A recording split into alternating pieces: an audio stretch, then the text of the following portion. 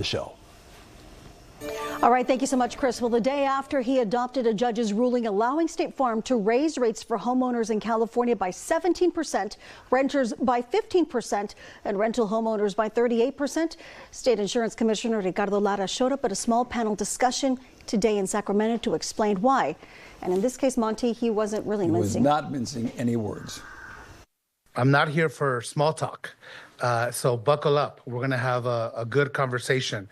And we're here because Californians are definitely in a crisis. An insurance crisis that's been decades in the making, State Insurance Commissioner Ricardo Lara says, and one that's also behind his most recent and controversial decision allowing State Farm to increase its insurance rates for California homeowners. We either allow for this increase to ensure that we keep, State Farm customers covered, or else they lose their coverage and end up in the FAIR Plan, further exacerbating the insurer of last resort. Lara says he demanded transparency, ordering State Farm to provide data, and held multiple public hearings, also insisting that State Farm's parent company contribute $400 million to support its California company, all to keep the largest home insurer in the state still covering homeowners. So we just can't talk about affordability without first addressing availability.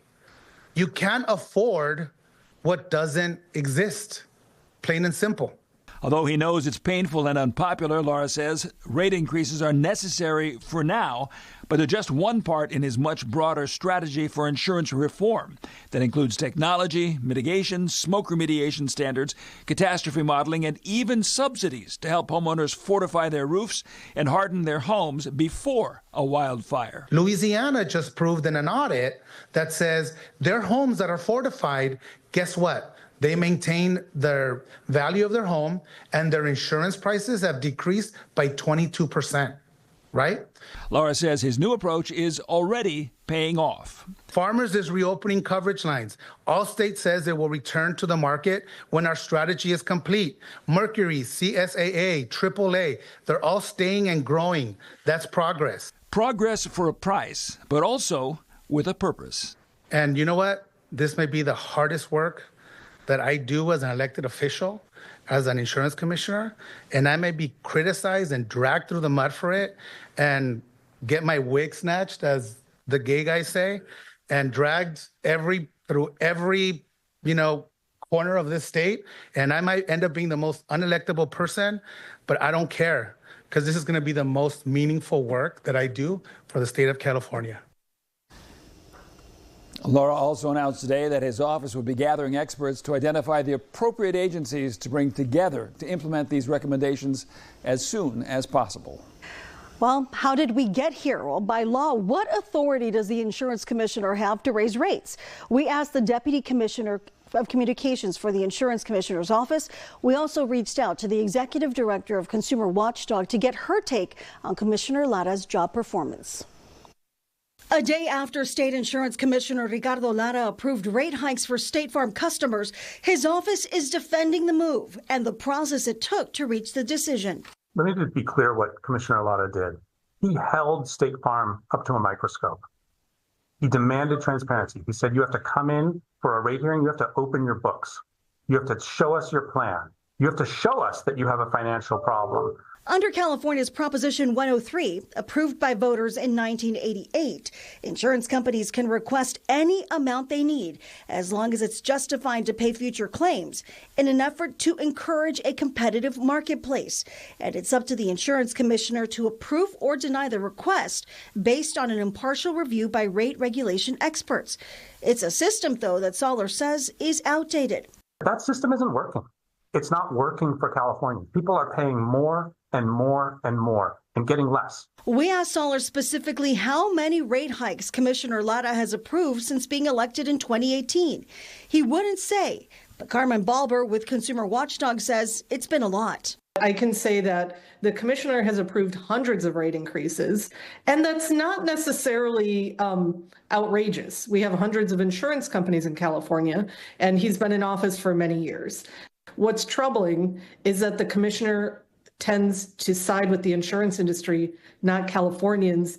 She says the commissioner hasn't held insurers' feet to the fire, not scrutinizing requests and pushing back enough. It is not the insurance commissioner's job to pressure his staff experts to speed things up in the industry's favor, and that's what was going on. Soller disagrees. There's no rubber stamps here at the Department of Insurance. We're going to put every single rate filing through a thorough review by our experts, look at all the data to get to the answers for Californians. And that's really our promise to Californians on every single rate filing. So what's next? Well, there are growing concerns that this recent hike approval could lead to a flood of other insurers seeking rate hikes as well. If an insurance company has a need, has a financial need, is in financial distress, we need them to come to us, but we're going to require that they open their books, they show us what's going on with them. We're going to put them through the same process. We're going to hold them accountable, and that's going to happen in public. Unfortunately, this could set a really bad precedent in California. If insurance companies look at what State Farm did, they may think, oh, I don't have to justify my rates either. So what happened here with State Farm really sets a dangerous precedent and could encourage other insurance companies to come in, demand an emergency hike, and promise to prove it up later. And that's going to hurt all Californians. In fact, Balber says there's another State Farm hearing set for the fall where State Farm will be called on to show the impact of the rate increase. So here's the breakdown. Those State Farm rate hikes that we just told you about, scheduled to begin next month, June.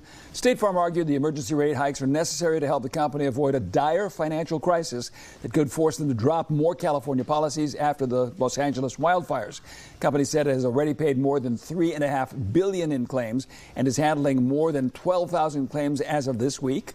State Farm reported more than $5 billion in income last year. That's reversing a $6.3 billion net loss in 2023. Under the decision, State Farm's rate hike will be subject to review in a full rate hearing where the company will be required to fully justify the rate. That hearing now tentatively scheduled for October. If the rate hike is found to be excessive, the agreement promises refunds. At least 10 major insurance companies have limited or dropped coverage in California over the last few years. There's still plenty of opposition, though. The executive director of the Consumer Watchdog Group, as you heard, says the hike should never have been approved before a full rate justification hearing, citing Proposition 103, which protects Californians from arbitrary insurance rates and practices. And now we want to ask you, have you seen your home insurance rates go up? Chime in with your answer on our website. Just search KMPH.com, or you can also scan the QR code that is right there in the corner of your screen.